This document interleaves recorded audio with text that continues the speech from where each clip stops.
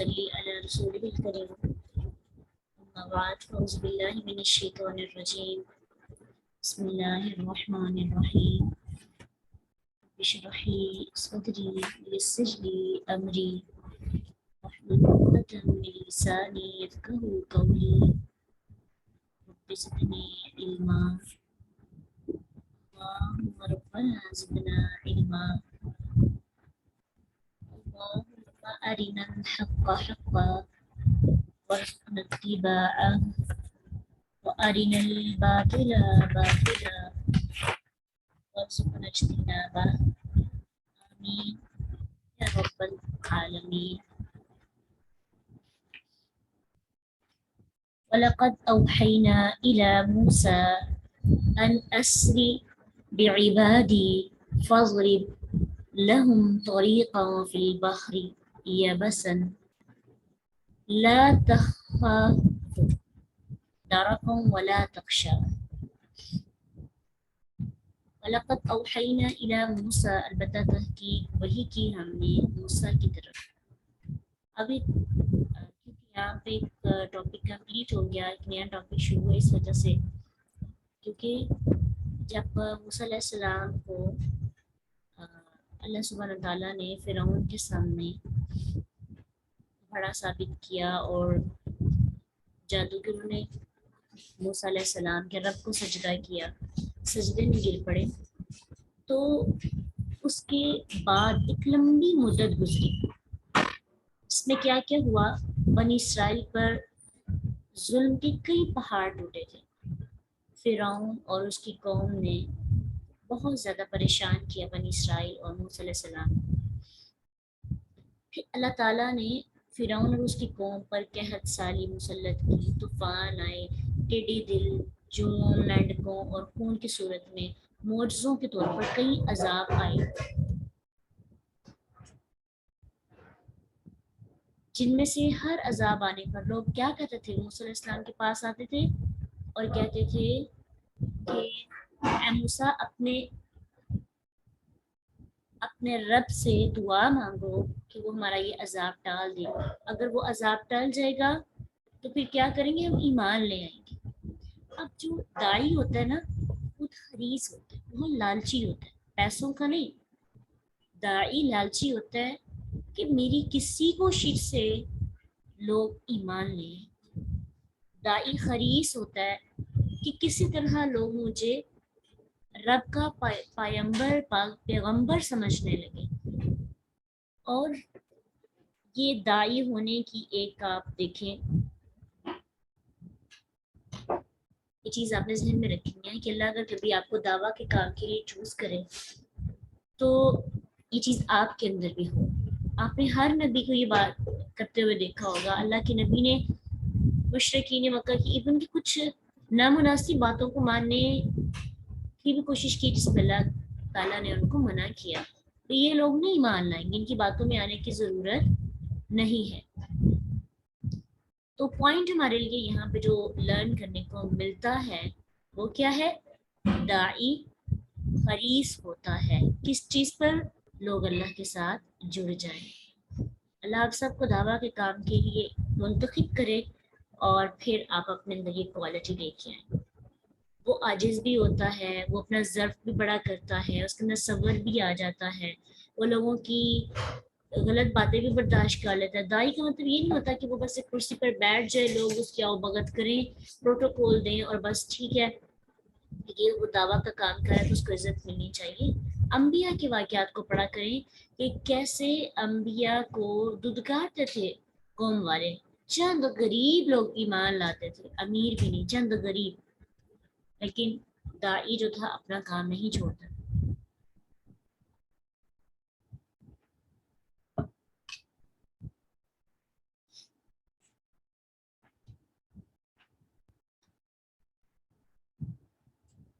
تو اب یہ ہوا کہ ایمان لانے کے بعد بنی اسرائیل کو آزادی، وہ کہتے تھے کہ اگر ہمارا عذاب ٹل جائے گا تو ہم بنی اسرائیل کو آزاد کر دیں گے.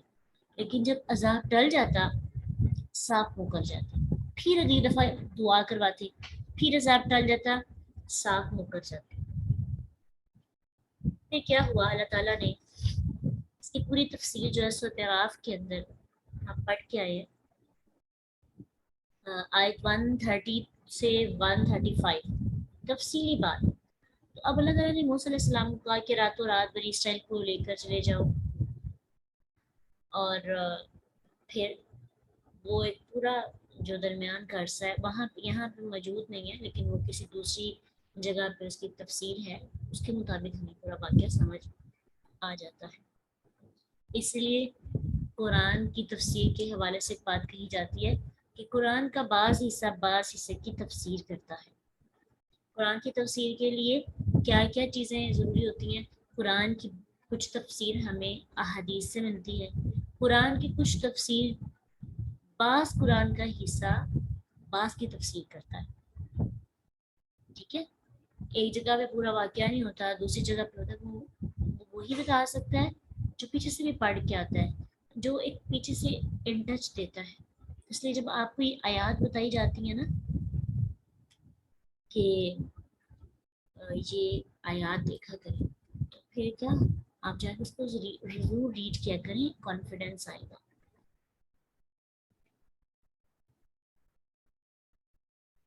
بنی اسرائیل کے لوگ وہی تھے جو ایمان لائے تھے، وہی بنی اسرائیل کے تھے. تو ظاہری بات ہے وہ اللہ کو تو مانتے تھے، اندرونی جو ان کے معاملات ہیں ابھی ان کا بھی ذکر ہونے لگے. ابھی اللہ تعالیٰ بنی اسرائیل کو ہی مخاطب کرنے لگے ہیں. لیکن فرعون کے سامنے تو اللہ کو مانتے ہوئے تو سب ایک چھت کے نیچے تھے نا. اب ان کے اندر پھوٹ کب پڑی اس کا قصہ بعد میں آتا ہے کہ جب موسیٰ علیہ السلام کو لے کے گئے، فرعون سے نجات دلائی. اسی لیے تو اللہ تعالیٰ نے ان کی یاد کرتی ہیں بنی اسرائیل اذکروا نعمتی التی انعمت علیکم، کیا ہے بنی اسرائیل اللہ کی نعمتیں یاد کرو. اب کیا ہوا کہ موسیٰ علیہ السلام کو کہا گیا کہ آپ ٹینشن فری ہو جائیں، بغیر کسی ٹینشن خوف کے کیا کریں، سمندر میں جائیں، اپنا عصا سمندر میں ماریں، جگہ درمیان سے خشک میسر آ جائے گی، وہاں سے گزر جائے. لا تخاف درقم ولا تخشا، تجھے خوف ہوگا پا لینے کا، نہ تو ڈرے گا، کسی قسم کی تجھے پریشانی نہیں ہوگی. اب اس سے مراد یہ کیا ہے کہ نہ تو پکڑے جانے کے خوف سے، پا لینے سے مراد یہ ہے کہ فرعون کے پا لینے سے، یعنی فرعون کے پکڑے جانے کے خوف سے تمہارے اندر کوئی ڈر خوف نہیں ہونا چاہیے، نہ ہی سمندر میں ڈوبنے کا ڈر. مثلا یہ جو ہے ولا تخشا، نہ تو ڈرے گا، اس کا مطلب ہے غرق ہونے، راستہ بھول جانے، بھوک پیاس سے ہلاک ہونے یا کسی اور دشمن کے حملے سے کسی بھی خطرے کا تجھے ڈر نہیں ہوگا. ٹھیک ہے، تو یہاں پہ مراد مطلب ڈر ہر قسم کا جو ڈر ہے، اور خوف پیچھے سے دشمن کے مسلط ہونے کا، پکڑے جانے کا. تو اللہ تعالیٰ جس کو اپنے راستے پہ نکالتے ہیں اور سکینت بس پہ طاری کر دیتے ہیں. اللہ کی سب سے بڑی نعمت ہے سکون میسر آتا ہے نا. لا خوف علیہم ولا هم یحزنون، یہ کن لوگوں کے لیے؟ یہ وہ لوگ ہوتے ہیں جو ایمان لاتے ہیں، ان کے لیے نہ غم ہے نہ خوف ہے. غم اور خوف سے آزاد ہو جاتے ہیں، کیونکہ نہ ان کو ماضی کی باتیں تنگ کرتی ہیں، نہ مستقبل کے خدشات ان کو پریشان کرتے ہیں. تو ماضی کا غم اور مستقبل کا خوف انسان کو جینے نہیں دیتا. تو یہ ایمان والوں پر اللہ کی خاص نعمت ہوتی ہے، اور ایک لیڈر کے پاس تو یہ نعمت ضرور ہونی چاہیے کہ وہ خود بھی خوف اور غم میں مبتلا نہ ہو، تاکہ وہ باقیوں کو بھی خوف اور غم سے نکال سکے. تو لیڈرشپ کوالٹی نمبر 2 آج کے لیسن میں کیا ہمیں ملی؟ یہ جو آپ کو لیڈرشپ کوالٹیز ملتی ہیں نا، تو آپ اگر ان کو الگ ایک نوٹس بناتے جائیں، اور قرآن جب آپ پڑھ لیں پورا تو آپ کے پاس پراپر نوٹس یا آیات کے ساتھ حوالہ ہونا چاہیے کہ لیڈرشپ کوالٹیز کے لیے ہم قرآن سے کیا کیا دلیل دے سکتے ہیں. کیا ہو سکتا ہے ان فیوچر اگر آپ کو لیڈرشپ کوالٹیز پر لیکچر ریڈی کرنا ہو یا کسی کو بتانا ہو، تو آپ کو وہ سارا کچھ آپ کے پاس سیو ہو، آسانی ہو جائے گی نا. یہ آپ کا ایک ڈاٹا تیار ہو جائے گا. دیکھیے موٹیو ٹاپکس سے ریلیٹڈ ہم پڑھتے ہیں، زندگی گزارنے کے کچھ اصول ہوتے ہیں. ٹھیک ہے، اور کچھ لیڈرشپ کوالٹیز ہوتی ہیں، کچھ ایمان کو بوسٹ کرنے کی چیزیں ہوتی ہیں. تو محبت اور کے ساتھ اگر ہم سیکھنا چاہیں تو ہم الگ سے اپنے اپنے ٹاپک سیو کر سکتے ہیں. بعض اوقات ایسا ہوتا ہے کہ اب ہم پڑھ رہے ہیں ہمیں نظر آئے گا، ان فیوچر جب ہم یہ آیت سے گزریں گے تو شاید ہمیں بات پتہ نہ چلے. تو اپنے قرآن پہ چاہے لکھ دیا کرے، یا ہائی لائٹ ایک کلر میں وہ رکھیں ہائی لائٹر، اس کے ساتھ اس آیت کو ہائی لائٹ کریں کہ پتہ چلے آپ کو کہ اس میں لیڈرشپ کوالٹیز موجود ہیں. ٹھیک ہے، اس چیز کا خیال رکھنا چاہیے.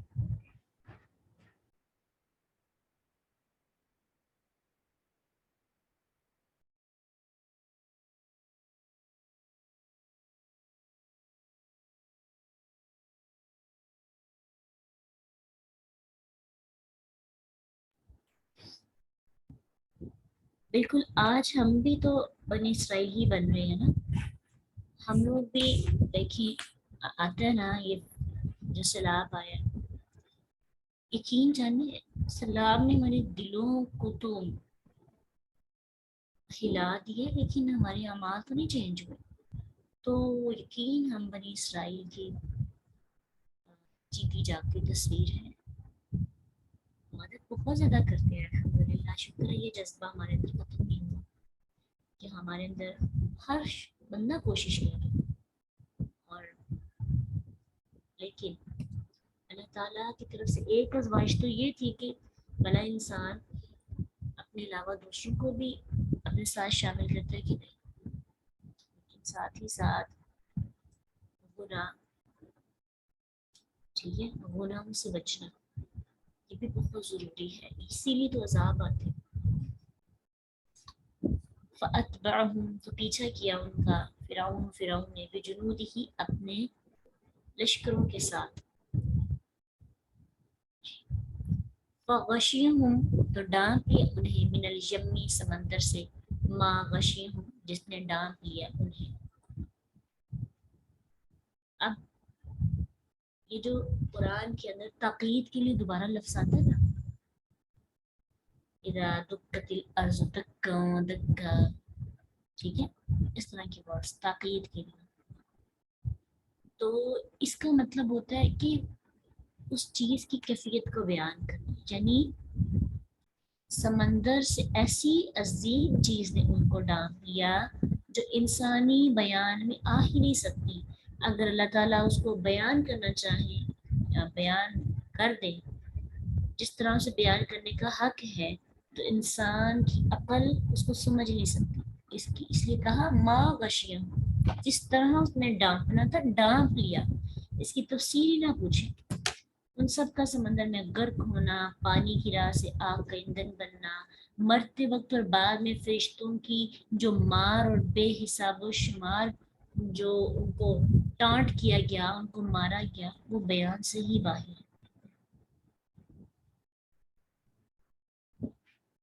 اب دیکھیے آپ نے کچھ ویڈیوز دیکھی ہوں گی نا، کتنا نارمل سا، مطلب اس سمندر کے مقابلے میں عام گھروں میں سے گھروں کے پاس پانی گزر رہا ہے. نالے ہی آپ سمجھ لیں، پانی کی تھوڑی رفتار تیز ہے تو کیسے لوگ ڈوب رہے ہیں، بچا نہیں پا رہا کوئی بھی نا. اور جب کوئی ڈوبتا ہے آپ دیکھتے ہیں کہ وہ 5 لوگ تھے جو اکٹھے پانی کی لہروں کی وجہ سے ڈوب گئے. تو کتنا ایک عبرتناک منظر تھا ہم سب کے لیے. یعنی آپ دیکھتے ہیں کہ اتنی بڑی بڑی جو گاڑیاں ہیں جو ہلتی ہیں انسانوں سے، اتنے بڑے بڑے گھر جو انسان کتنی مشقتوں سے بناتا ہے. میں وہی سوچ رہی تھی کہ پانی کے زور سے بس مکانات گر رہے ہیں، صرف پانی کے زور سے. پانی کی جو پیچھے سے اس کو جو انرجی ہے اس سے. تو آپ خود سوچیں کہ اس وقت ان کے ساتھ وہ تو دشمن تھے، ان کو تو ایک عذاب تھا. ان کو سمندر کی لہروں نے، سمندر کی لہریں تو آپ نے کبھی دیکھی ہے نا، جب موجیں اٹھتی ہیں تو بہت اونچی اونچی ڈانپ لیتی ہیں. تو ان کا حال کیا ہوگا کہ جس کو قرآن کے اندر لکھ دیا گیا ہے. تو آج سب کچھ ہمارے سامنے ہے لیکن پھر بھی ہم ایمان والے نہیں ہوتے.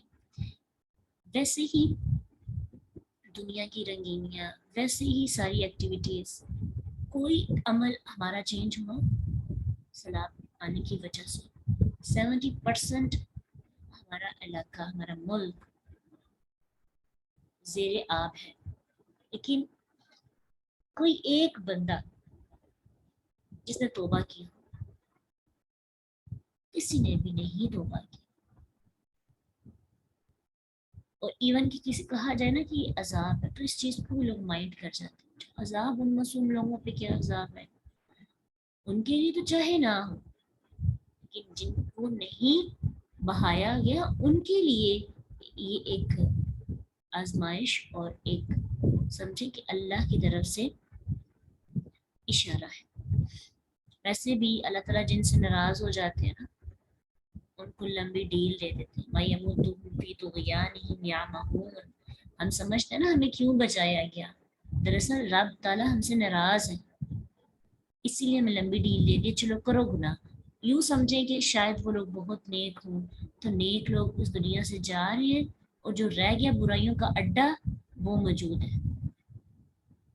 اور نیگیٹو سائٹ پہ لوگ واقعی بات لے جاتے ہیں، لیکن آپ دیکھیں نا ساری برائیاں جہاں پہ ہو رہی ہیں ان کو تو کوئی نقصان نہیں پہنچا.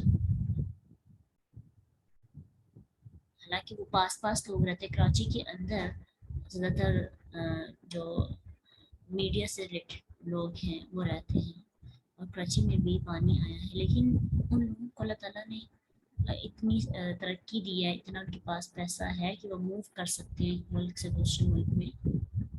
تو وہ نقصان تو کن کا ہوا، جو کم تھا رہے، جن کا کوئی قصور نہیں ہے. دراصل یہ نہ سمجھے کہ اللہ ان کو، اللہ کی نا انصاف ہے، دراصل اللہ کا انصاف ہے. اللہ ان کے رتبے کو بڑھا رہے ہیں تاکہ وہ مزید گناہ نہ کریں اور آخرت میں ان کو بہت بڑا حصہ ملے. اور جو رہ گئے وہ تو اپنے بوجھ کو اور بڑھاتے جا رہے ہیں، ان کی کڈریاں تو اور بڑھتی جا رہی ہیں. ہم سمجھتے ہیں کہ اللہ نے ہم پہ بچا کے ہمیں رحمتوں سے نوازا، یہ تو ہمارے لیے ایک زحمت ہے کہ ہمیں زندگی دی. اگر تو ہم اس سے سیکھیں گے تو رحمت ہو جائے گی، اگر ہم نہیں سیکھیں گے تو زحمت. اللہ تعالیٰ ہمیں کہیں گے کہ تمہیں ریمائنڈر دیا تھا، لیکن تم نے اس ریمائنڈر کو اپنے لیے سبق نہ بنایا، عبرت نہ بنایا. کیونکہ جہاں جی لگانے کی دنیا نہیں ہے، یہ عبرت کی جا ہے، تماشا نہیں. اس عبرت حاصل کریں. کوئی آپ کے نزدیک فوت ہو جاتا ہے، جنازے اٹھتے ہیں، کچھ بھی نہیں ہوتا، بے حس ہوگی ہمارے اندر کا ضمیر، ضمیر کی آواز ہی ہمیں نہیں آتی. تو اجتماعی عذاب سے تو ہم بچے ہوئے ہیں، یہ بھی اللہ کی خاص رحمت ہے کہ ایک دم اللہ کی طرف سے چیزیں نازل ہوئی آہستہ آہستہ طرف تاکہ کچھ لوگ پلاننگ کی وجہ سے اس سے اپنے آپ کو ریسکیو کر سکیں، سیکیورٹی ان کو میسر آ جائے. جیسے بعد میں جو علاقے ہیں انہوں نے اپنے آپ کو تھوڑا سا بچانے کی کوشش بھی کی، کیونکہ اتنی بڑی یہ نعمت بھی ہے. پہلی قوموں پر تو ایک دم سے عذاب آیا، لوط علیہ السلام کی قوم، پھر باقی جو اقوام گزری ہیں، ایک دم ان پر عذاب آیا کہ کوئی بھی اپنے آپ کو بچا نہیں پایا. ایون کہ کہا گیا کہ اگر کوئی پیچھے دیکھے گا، یعنی کہ جن کو باہر نکالا گیا کہ آپ جائیں اور ریسکیو کر رہے ہو ان کو دوسرے علاقے میں جا کے، اور اگر آپ نے پیچھے دیکھا تو آپ کو بھی عذاب آ کے چکے گا. ویسا ہی ہوا، لیکن ہمیں تو بچنے کی بھی توفیق ملی ہے، پھر بھی اللہ کی بڑی رحمت ہے. حالانکہ برے کام ہمارے ان اقوام سے زیادہ ہیں، وہ ہر قوم ایک ایک برائی میں مبتلا تھی. کوئی ہم جس پرستی، کوئی جو ہے لوط علیہ السلام کی قوم لڑکوں کے اندر، لڑکے لڑکوں میں انٹرسٹڈ ہوتے تھے اور ان کی اپنی خواہشات ہم جنس پرستی سے پوری کرتے تھے. آج گن گن کے جو شعیب علیہ السلام کی قوم آپ دیکھتے ہیں تجارتی معاملات میں کیا ان کا وزن ناپ تول صحیح نہیں کرتے تھے. تو آج وہ ساری برائیاں کس کے اندر ہیں؟ مسلمانوں کے اندر ہے. آپ دیکھیں کہ اس ایک آزمائش کی وجہ سے لوگوں نے اتنا برا سلوک کرنا شروع کر دیا کہ جو قریبی علاقے ہیں وہاں پہ لوگوں نے وہی عام سی چیز 6 گنا زیادہ مہنگی دینا شروع کر دی. مثلا ایک چیز ہے تو اگر وہ 70 روپے کلو ہے تو اس کو 700 روپے کلو بیچنا شروع کر دیا. 1200 روپے 200 والی چیز کو 1200 روپے کلو بیچنا شروع کر دیا. اس کے بعد ہر چیز کے اندر جو چیز استعمال، جیسے کرونا آیا تھا نا تو ماسک جو ہے وہ 20 روپے والا ماسک اتنا مہنگا ہو گیا جو 10 روپے میں بکتا تھا. ڈیمانڈ بڑی، لوگوں نے بزنس کرنا شروع کر دیا. آج بھی مدد، کچھ لوگ تو بہت زیادہ مدد کر رہے ہیں، لیکن وہ مدد کرنے والوں کو بھی تو تجارتی لوگوں کو ان کا ساتھ دینا چاہیے. انہوں نے سوچا کہ مدد تو لوگوں نے کرنی ہی کرنی ہے، کیوں نہ ہم اپنا بزنس بھی چلائیں. ناجائز فائدہ اٹھایا گیا، اور یہ اللہ نے پوچھنا ہے. اس دنیا میں ہم نے نہیں رہنا، اس دنیا سے چلے جانا ہے. تو اللہ سبحانہ تعالیٰ ہمیں سمجھنے کی توفیق دے. اور اس کے علاوہ فراڈ، دھوکہ دہی، چوری، یہ بھی ساتھ ہی بری. کچھ لوگوں نے، وہ لوگ جو اپنا پیٹ کاٹ کر بڑی مشقتوں کے ساتھ انہوں نے اپنی خواہشات قربان کر کے لوگوں کو چیزیں بچوائیں، رستے میں وہ ایسی کچھ ایسے معاملات بھی ہوئے کہ وہ جو ہے ان کو نقصان پہنچا اور چھین لیے گئے. ڈاکو نے مال لوٹ لیا. اب آپ سوچتے ہوں گے کہ اللہ سے لوگوں کو کیوں نہیں اٹھاتے. میرے ذہن میں بھی ایک دن سوال آیا تھا کہ یار یہ معصوم لوگ بہتے چلے جا رہے ہیں، کسی ویل نون پرسنالٹی کو نقصان نہیں پہنچا، حالانکہ بہت زیادہ ملک کو نقصان پہنچتا ہے. کیوں ایسا ہو؟ تو اللہ تعالیٰ نے ایک ہی ذہن میں چیز ڈالی تھی، وَيَمُدُّهُمْ فِي طُغْيَانِهِمْ يَعْمَهُونَ. اللہ تعالیٰ ان کو ڈیل دے رہے ہیں. اللہ تعالیٰ ہم سب کو ڈیل دے رہے ہیں، ان کو نہیں گئے، ہم کو. ہم بھی تو برائیاں کرتے ہیں نا. ہم کون سا پڑھے نیک، یا قرآن کو تھوڑا سا پڑھ لیں، نماز پڑھ لیں تو کیا ہم بڑے پارسا بن جائیں گے؟ تقاضے نہیں پورے کر سکتے. معاملات بھی اچھی ہونی چاہیے، اخلاقیات بھی اچھی ہونی چاہیے، تنہائیاں پاک ہونی چاہیے.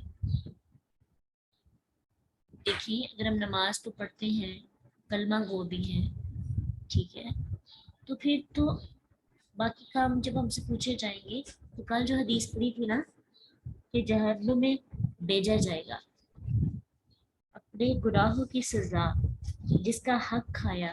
ساری نیکیاں ہماری دوسروں کے پاس چلی جائیں گی جن کا حق کھاتے ہیں، جن کو زبان سے تکلیف دیتے ہیں وہ بھی ساری نیکیاں لے جائیں گے. جس کو گالی نکالی ساری نیکیاں، جس کے بارے میں غیبت کی ساری نیکیاں اس کو، وہ بھی نیکیاں اٹھا کے لے جائے گا. الزام لگایا وہ بھی نیکیاں اٹھا کے لے جائے گا. تو ہماری نمازیں ضائع ہو جائیں گی. کیسے؟ جب نمازیں پڑھ رہے ہیں نا، ایمان کا تھیلا بڑھ رہے ہیں، تو اگر معاملات، اخلاقیات، تنہائی پاک نہ ہوئی تو یہ ہماری عبادات، حقوق اللہ کے لیے جو محنت کی تھی، وہ قیامت کے دن وہ نیکیاں لوگ اٹھا کے لے کے چلے جائیں گے. اور پھر جب نیکیاں ختم ہو جائے گی، لوگوں کی لائے نبی ختم ہی ہوگی، تو لوگ اپنی برائیاں آپ کے کھاتے میں ڈالیں. اس لیے دین بہت آسان ہے اگر آپ کی سوچ ہر وقت یہ ہو کہ میرا رب مجھ سے ناراض نہ ہو جائے. ہر وقت اس سوچ کے تحت اگر زندگی گزاری، اللہ تعالیٰ سے دعا کرنی ہے انشاءاللہ اپنے لیے، یا اللہ کہ قرآن کے لیے چنا ہے نا تو ہمیں عاجز کر دینا.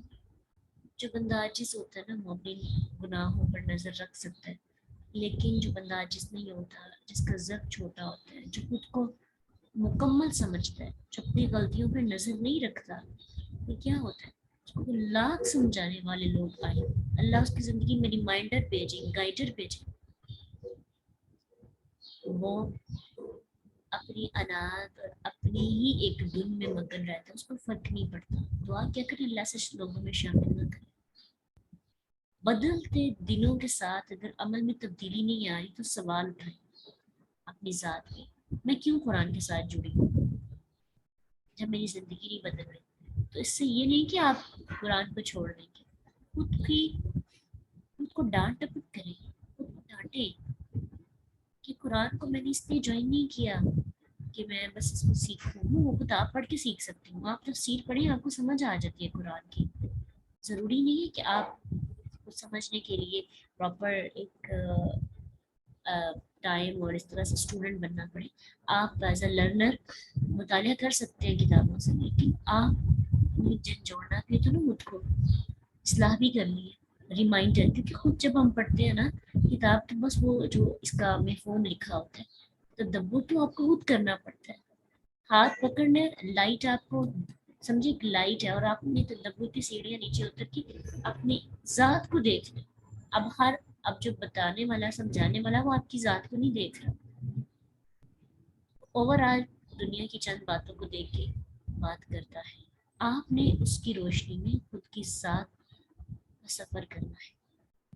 جی اپنے اوپر کیمرہ لگانا ہے قرآن کا.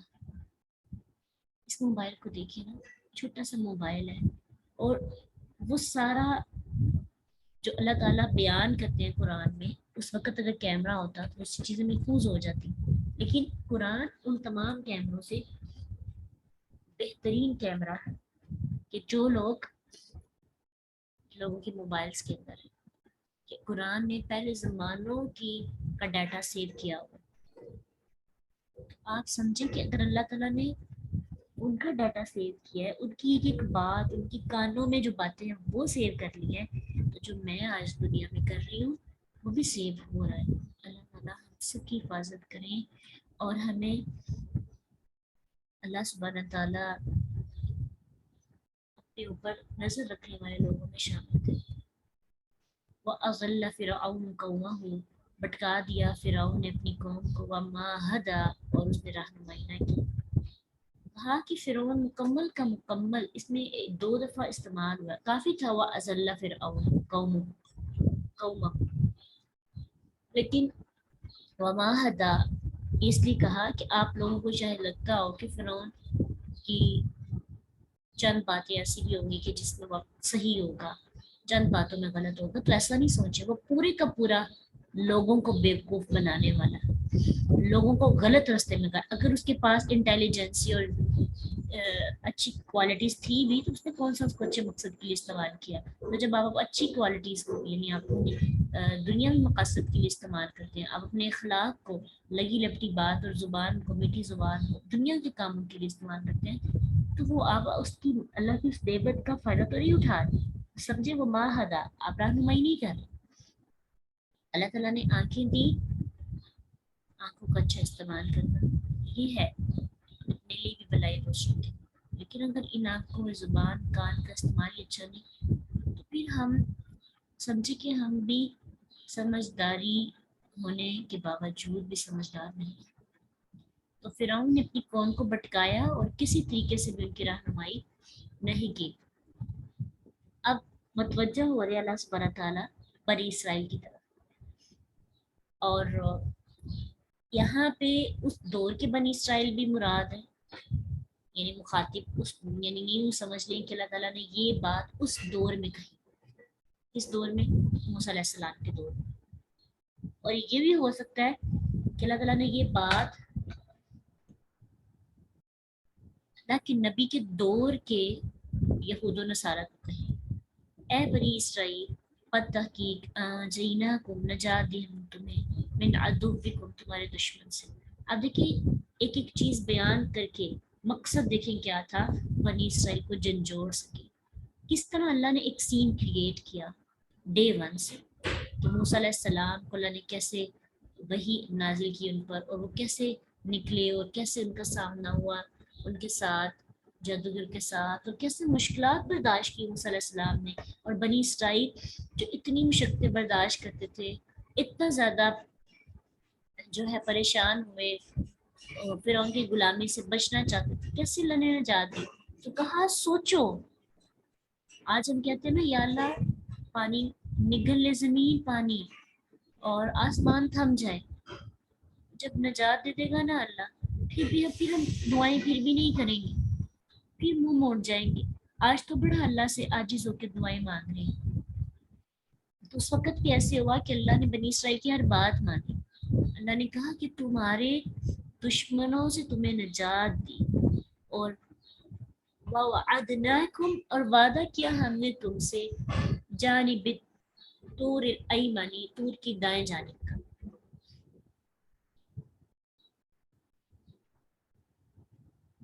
وَنَزَّلْنَا اور اتارا ہم نے علیکم تم پر المن من والسلوى اور سلوى. اب یہاں پہ 3 نعمتوں کا ذکر کیا جا رہا ہے. کون کون سی نعمت؟ نمبر 1 دشمن سے نجات دی, اور وہ آپ کو پتا ہے کہ کیسے کیسے موسیٰ علیہ السلام اور ان کے ساتھیوں کو اللہ سبحانہ تعالیٰ نے دشمنوں سے نجات دی. اور دوسری چیز وَوَعَدْنَاكُمْ جَانِبِ الطُّورِ الْأَيْمَنِ. اب پہاڑ کی دائیں جانب سے مراد کیا ہے؟ یعنی یہ سمجھیں کہ ایک لوکیشن بتائی گئی ہے, ٹھیک ہے, اور ایک دایاں جانب اور ایک بائیں طرف. تو جو یمن تھا نا, کعبہ سے مشرق کی طرف رخ کریں تو دائیں طرف یمن ہے, تو اسی لیے یمن کو الایمانی سے یمن اس لیے کہا جاتا ہے دائیں جانب. تو موسیٰ علیہ السلام پر ایک یہ بھی احسان کیا کہ ان کو وہاں پہ رہنے کی اجازت دی, ان کو ایک پناہ دی, رہنے کی جگہ. اگر نجات دی تو اللہ تعالیٰ نے ان کو پناہ بھی دی, پھر وہاں پہ رہنے کا انتظام بھی کیا. آپ دیکھیں جیسے اللہ سبحانہ تعالیٰ نجات دیں گے, پانی ختم ہو جائے گا, پھر اللہ ایسے لوگوں کو جو بے گھر ہوئے ان کو پناہ بھی دیں گے, اللہ ان کو کھانے کو بھی دیں گے, رزق بھی دیں گے.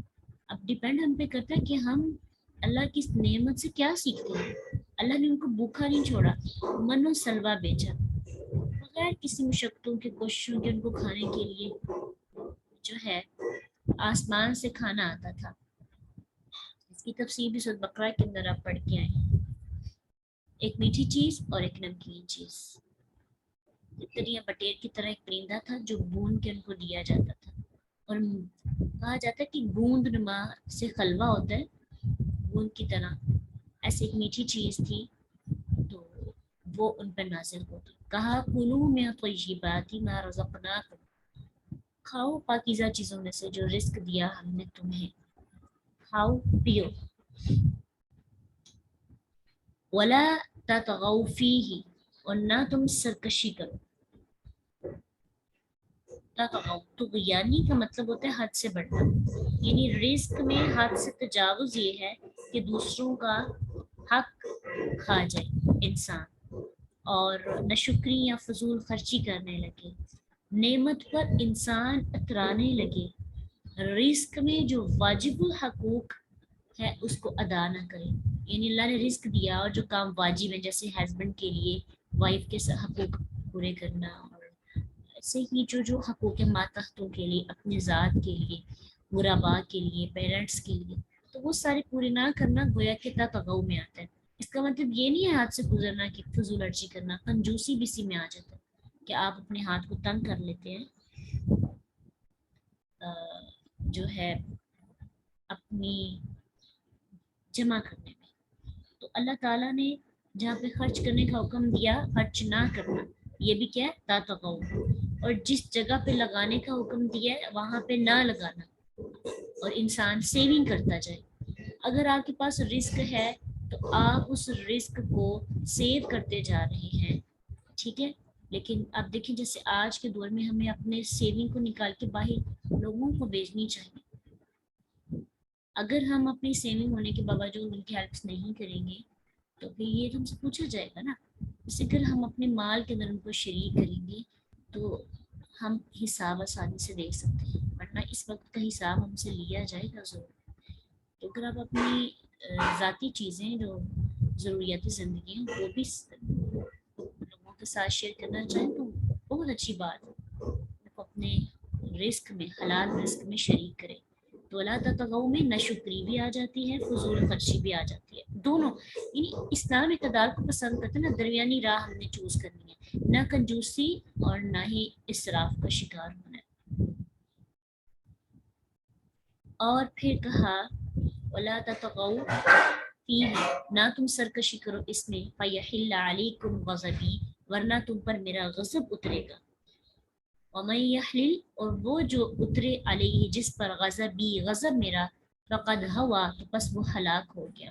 اگر تم میری بات نہیں مانو گی تو پھر تم ہلاک ہو جاؤ گے۔ میرا غصہ جس پر آ جاتا نا، پھر وہ بندہ ہلاک ہی ہو جاتا ہے۔ تو آپ پانی کی طغیانی کو دیکھ کر آپ کو اندازہ ہوتا ہوگا کہ یہ ایک غصہ ہے، رب کا غضب ہے، لیکن کن لوگوں پر؟ جو لوگ حد سے گزرتے ہیں، جو اپنے رزق کو سنبھال کے رکھتے ہیں۔ یقین جانے جس طرح سے لوگ بڑھ چڑھ کے خرچ کر رہے ہیں، تو تھوڑا سا اندازہ ہوتا ہے کہ شاید یہ لوگوں کی جو سیونگز پڑی تھی نا، اللہ تعالیٰ نے ان کے اکاؤنٹ سے نکلوانے کے لیے یہ آزمائش بھی لائی۔ بہت سی اس میں سے حکمتیں ہیں۔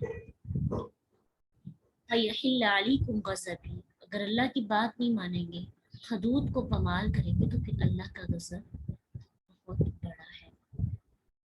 اور پھر ساتھ یہ بھی کہا وَإِنِّي لَغَفَّارٌ لِمَن تَابَ، اور بے شک میں بہت بخشنے والا ہوں، لِمَن تَابَ اسے جس نے توبہ کی، وَآمَنَ اور ایمان لایا، عَمِلَ صَالِحًا نیک عمل کی، ثُمَّ اهْتَدَىٰ پھر وہ ہدایت پہ رہا۔ تو ساتھ یہ بھی بتا دیا کہ آپشن ہے تمہارے لیے، اگر تم ایمان لے کے آنا چاہو، توبہ کرنا چاہو، تو تمہارے رستے کھلے ہوئے ہیں، لیکن شرط کیا ہے؟ ایمان، توبہ کے بعد ایمان، ایمان کے بعد عمل صالح، عمل صالح کے بعد ہدایت کا رستہ۔ ایک ترتیب ہے، اس کو ذہن میں رکھیں، انشاءاللہ کل پھر اس پہ بات ہوگی۔ وآخر دعوانا الحمد للہ رب العالمین، سبحانک اللہم وبحمدک، نشہد ان لا الہ الا انت، نستغفرک ونتوب الیک۔ السلام علیکم ورحمۃ اللہ وبرکاتہ۔